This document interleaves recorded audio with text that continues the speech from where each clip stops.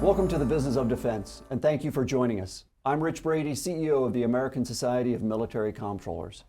ASMC is the premier educational and professional nonprofit association that helps to bridge the gap between the boardroom and the battlefield while driving financial transformation in the defense sector. The Business of Defense is the only video podcast that brings you inside defense companies to hear directly from their business leaders and find out how they create value for their companies and their federal clients. My guest today is Tabitha Turman, founder and CEO of Integrated Finance and Accounting Solutions. IFAS is a professional services firm specializing in integrated finance and accounting solutions, which helps federal clients build, sustain, and maintain their enterprise systems. As a U.S. Army veteran and entrepreneur, Tabitha has grown IFAS, which is also a service-disabled, veteran-owned small business and a women-owned small disadvantaged business, from a one-woman consulting firm into a highly regarded, employee-oriented, multi-million-dollar firm. I'm excited to hear her unique perspective and learn more about how she's grown IFAS into a well-recognized name by federal agencies and industry leaders. Tabitha, welcome to the show. Thank you for having me, Rich. Absolutely. So you've got a really interesting story. It's the kind of the stuff you read about, the persistence, the grit, resilience, all of that. But let's start at the beginning, go back to 2007 when you started IFAS. Can you talk a little bit about what led you to start the business? Absolutely, Rich. My last tour on active duty was to Iraq from March 2004 to March 2005. And when I came back, I decided, this is the last time I'm going to leave my children for that long for the military. And so I exited out of active duty and started to work for the government, but I always knew that I wanted to start my own business. About 18 months into working for the federal government, working with contractors and, figuring things out, I decided it's time. It's time to venture out on my own. So in 2007, I ventured out to become a consultant. I'm going to stay at home with my children. I'm just going to be a consultant. I'll work when I want to work. And one thing led to another, and here we are today. I think I maybe did the consulting thing for about 9 months when it was just me. And I was on an Army project, and I had the opportunity to bring on additional folks. And that's how we began to grow into where we are today as IFAS. So you started out basically as a 1099 consultant for another company? I did. And they're not around now, and they took very good care of me. FCI, I don't know if you've heard of FCI. I can name them by name. They sponsored my facility clearance. About 6 months in, I went to the owner and said, listen, I really didn't set out to work this hard. When I started my company, because I was working around the clock, I have wonderful people that I can add to this project. And so they allowed me to pull myself out and bring someone else in. So this was the company that gave me my very first try, because when I started, actually, Rich, okay, long story short, really. When I first started, I wanted to do QuickBooks and taxes. I said, I'm going to do QuickBooks and taxes. That's what I wanted to do. I studied for the CPA exam. I failed horribly on that. I took one part, failed. I said, oh, nope, can't do that. Did 2 tax returns in the whole tax season. I said, okay, I've got to do something else. I went to a seminar on government contracting in 2007, and the light bulb just went off. We need to do business with women. Ding, we need veterans, service-disabled veterans, minorities. I'm like, what am I doing? We buy budget, we buy finance, we buy accounting, all of the things that I did as a finance officer in the military. And so right at that conference, my capabilities changed. I became a defense contractor. I introduced myself to everybody at the table as a defense contractor. And fast forward 3 months, the contract that I'm talking about, where I got to remove myself, someone that sat next to me at the table gave me my first subcontract, and that's how I got started in defense contracting.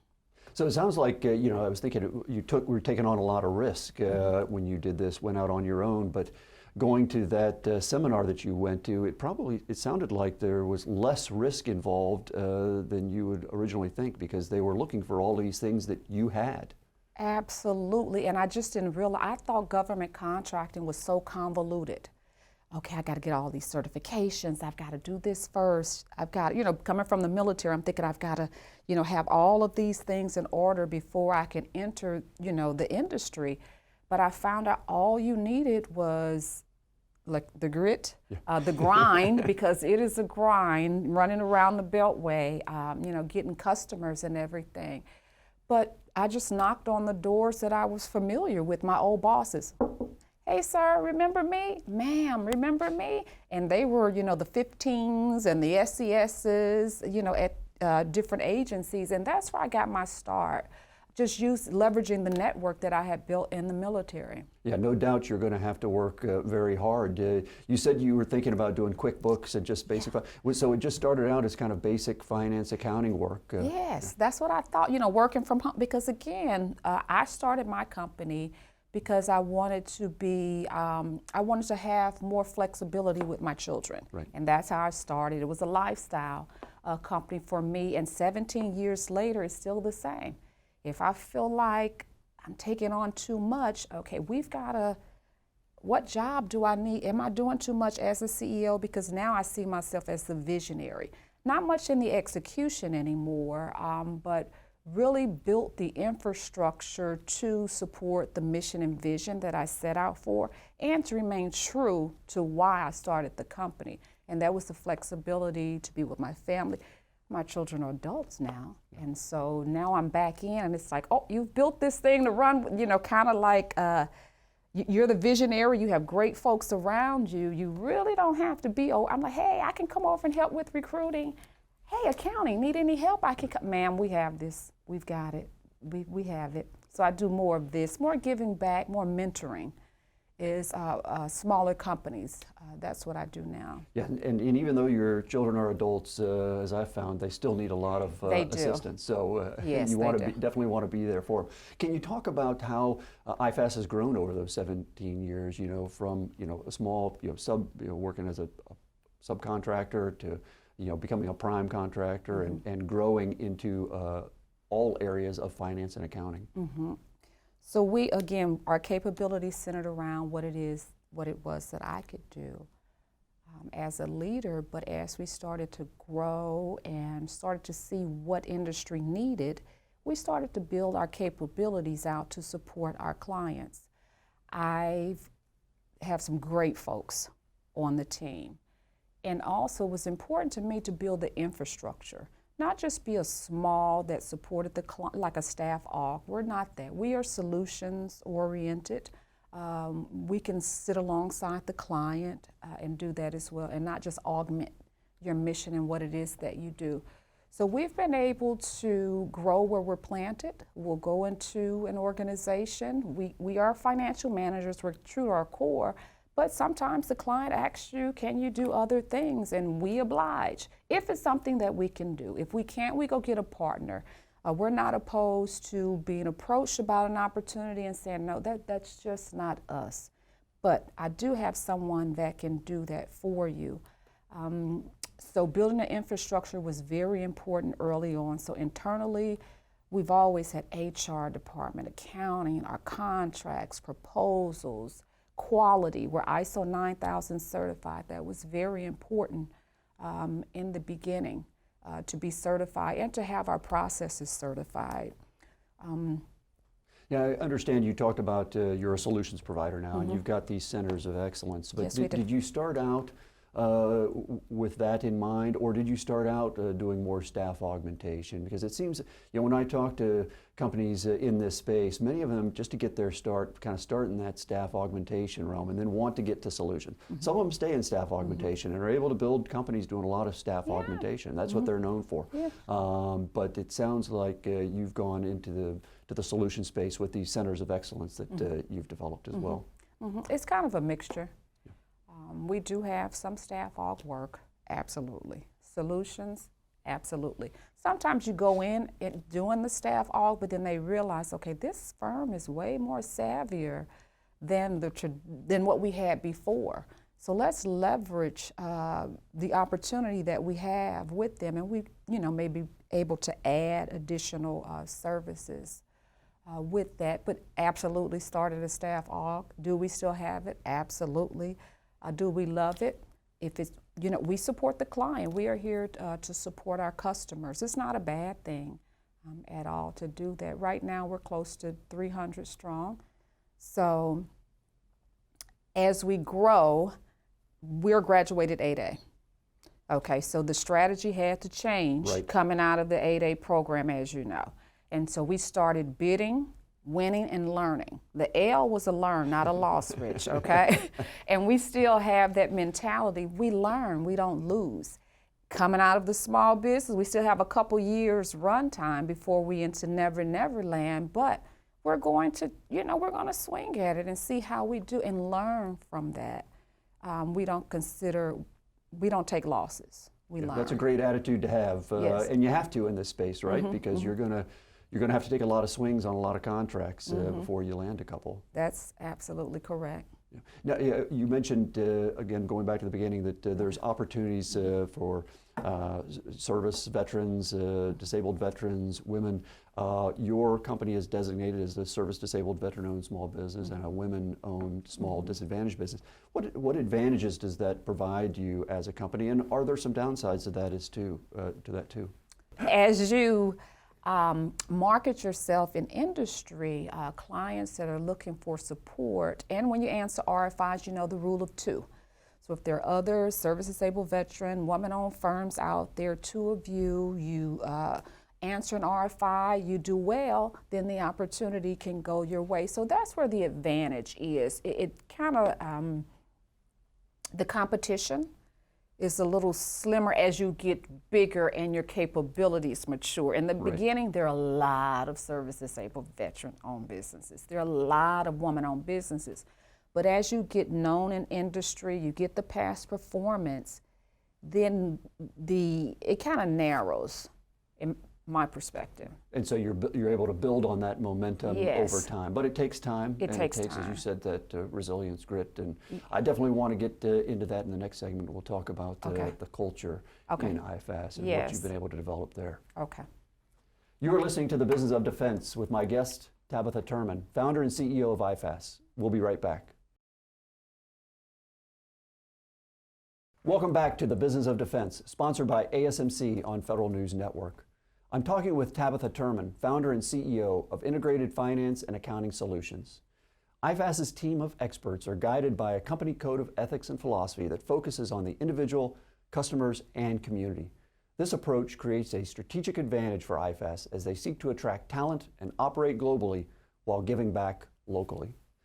Tabitha, can you talk a little bit about the culture that you have developed there at IFAS and how that helps provide the support you need for federal customers and get you those contracts, helps you to win those future contracts? We are an organization where we stay connected to the community as well. So that's part of our culture, not just being a part of ASMC and other professional organizations. We give back in the communities that we live and work. During the holidays, we give back to the homeless. We've done autism walks. We let the individuals in the organization come up and say, this is what we believe in, this is how we want to give back. And we, once upon a time, had a corporate citizenship council, and we're going to get that back going. And COVID, it kind of went flat. And now that we're back out and about, we're going to start that back up.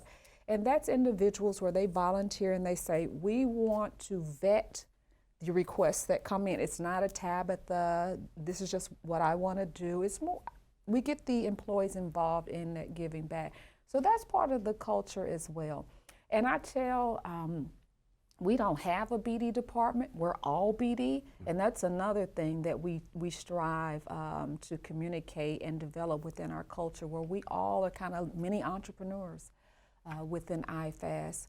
So we've built that kind of culture over the years. We've promoted a lot within as well.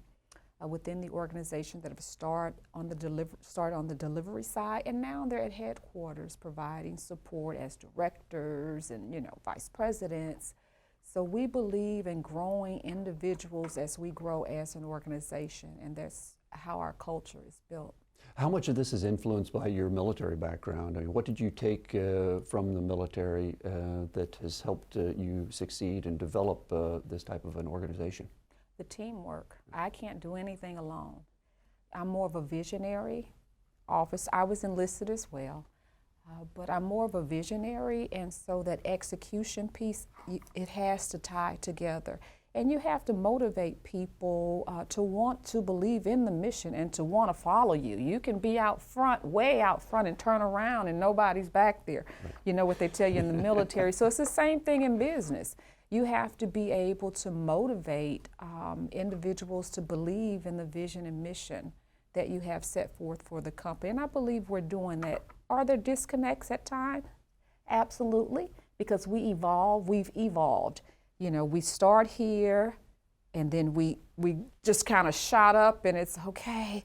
The messaging has to be a little more crisp as you get bigger, and it has to be clear because there are more people that you have to get the message across to, and you want everybody marching to the same beat if you want to accomplish the mission together. So that's what I brought from the military. Who were your mentors? Did you have some mentors in the military or in the business world that have helped you? Absolutely. Absolutely, and they're still there. People always ask me, do you have a board of advisors? Absolutely. Yeah. They don't know it. I haven't anointed them that, but absolutely. And some are still in, one went to industry and then is now in the federal government, but a very strong mentor of mine. He was my mentor in the military as well. So I still rely on him for a lot of feedback and support. And then also, I have a very good friend. I don't even know how we got connected, but he was the CEO and he was the COO of a company that sold. And so and I can pick up the phone at any time and talk to him, and he is a great resource for me. And how do you think these relationships develop over time? A lot of people, young, early careerists and everything, they want mentors, and they're trying to figure out the best way to establish those relationships. Do you think they just come together naturally, or are you've probably seen in the military or even in the private sector where they've got official mentorship programs? Mm-hmm. What's worked for you? Mm-hmm. And I talk a lot about that in my book, Passion, Purpose, Drive, P2D, Elements of a Growth Mindset, and that's a very important chapter. And for me, mentorship is a two-way thing. Okay, it's a two-way. The best mentor-protege relationships are two-way. It's not just a take. And it's showing interest in your mentor as well. They have bad days, they have interests. When you talk and conversate, there are things that they're interested in, and you follow up on that. And if you can make an introduction in your little network to help your mentor, sometimes you can do that. You send notes. Maybe, Christmas, something like that. You just make it a two-way conversation. And now that I am mentoring, I expect the same out of those that want to be. You have to want to be mentored as well, because there are people that'll come to you and say, I want you to be my mentor, but they talk the whole time. Right. And I'm like, okay, you want me to mentor you so you can tell me how wonderful you are, or do you really want to be mentored? So you have to be a sponge and be coachable and teachable when you say you want to be mentored. And sometimes it gets brutal, because I thought I was doing great in one area, in one thing, and I talked to my mentor about it, and it's like, you're doing everything wrong. I mean, you think this is how it goes, but it's not. Let me tell you. And then I'm like, oh, I got blind spots. You're right, I didn't think about that. Okay, let me pivot. Let me pivot, because I'm going down a road that is not going to be good for IFAS.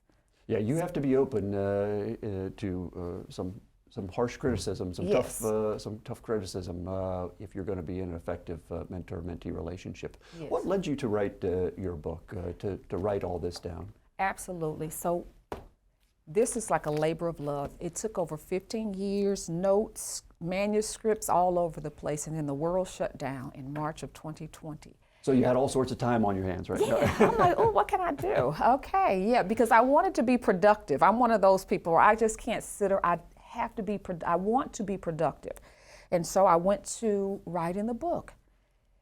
And not only was it about being productive in the pandemic, it's something that I wanted to do because, again, people would come to me and say, hey, I want to be mentored. And I start to sound like a broken record because it's all the same. I was saying the same stuff. I said, I need to put this in a book. You know, I need to put all of this information in a book so people can have it to read it and to refer back to. So that's where the idea for this particular book came about. Let's talk a little bit about talent management, if we can, and you know, there's a lot of talk about right now the talent pipeline issues in finance and accounting, and you and I have been involved in some seminars and things where they talk about this issue, and specifically minority recruitment in finance and accounting, because obviously if you don't bring in the minority recruitment into finance and accounting, we're not going to have the minority-owned firms as well. And I know you're a large proponent of that effort. So can you talk a little bit of what do you see as some of the challenges, I think, in the broader talent pipeline issue in finance and accounting, and more specifically to minority candidates? Yeah, that is a challenge, and again, it's across the board. And that's because there are just more professions out there that, for lack of a better word, seem sexier than accounting. I mean, accounting, you know, with the AI. People who know it know what it is. But you know, they want the cyber and all of that stuff, which is great because there's a shortage there as well. But so I believe, and Wendy Morton Huddleston, so working with her, there was an initiative to go to the HBCUs, to the historically black colleges and universities to seek out that talent that were interested in finance and accounting, and to take the chapters to these organizations. So you have folks that can talk to you about what it means to grow a career in finance and accounting. So I think that's important to get, to start building that pipeline to connect and to find, you know, I'm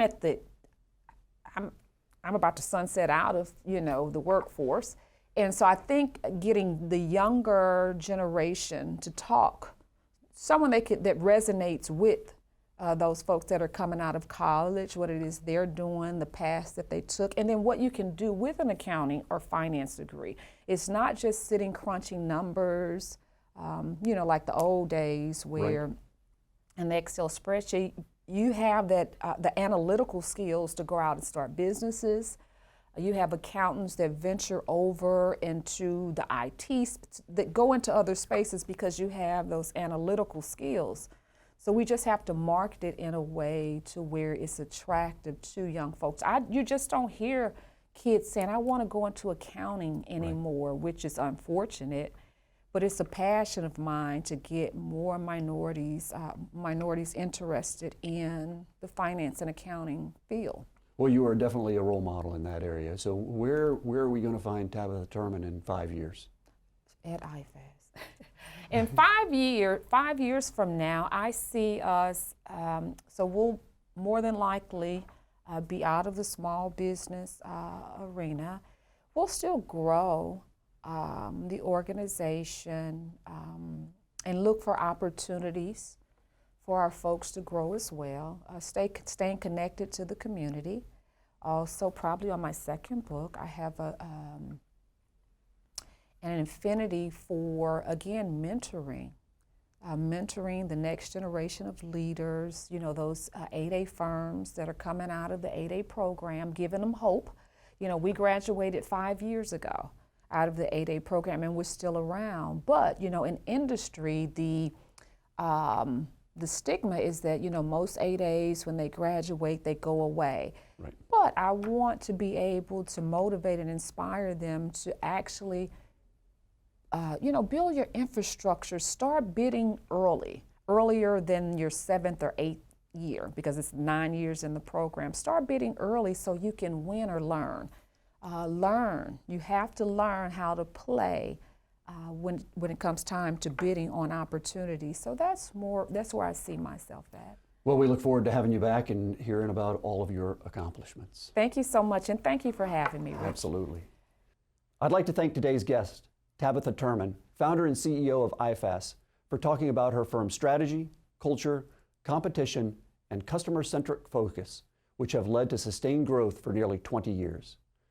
Watch the Business of Defense next month, where we bring you inside the companies working to drive change in the defense sector, to hear directly from their business leaders and to understand how they create value for their companies and their customers. And check out ASMC's website at asmconline.org, where you can find more information on upcoming events and programs, including ASMC's second annual Program Budget Summit happening on January 18th, 2024, where we bring together defense financial management professionals from the government and commercial sectors to discuss the key issues facing defense financial management in 2024. And since this is our last show for 2023, I want to wish everyone a happy holidays and happy new year. I am Rich Brady, CEO of the American Society of Military Comptrollers. You are listening to the Federal News Network. For more on this discussion, visit federalnewsnetwork.com and search ASMC. Thank you.